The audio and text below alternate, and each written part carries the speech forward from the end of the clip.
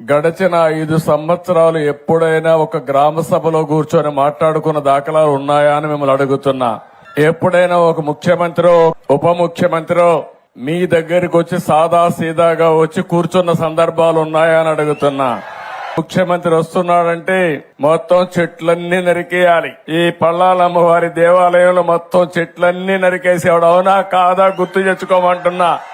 ఆయన వస్తున్నా అంటే పరదాలు కట్టేయాలి. అందరి ఇళ్ల దగ్గర అరెస్ట్ చేసేయాలి. ఎవరు బయట రాకూడదు. ఈ ప్రాంతం అంతా స్కూల్స్ అన్ని మూసేయాలి. అన్ని బస్సులు ఆయన మీటింగుల కోసం రావాలి. ఆడవాళ్ళైతే స్వేచ్ఛగా వచ్చి కూర్చొని మాట్లాడుతున్నారు.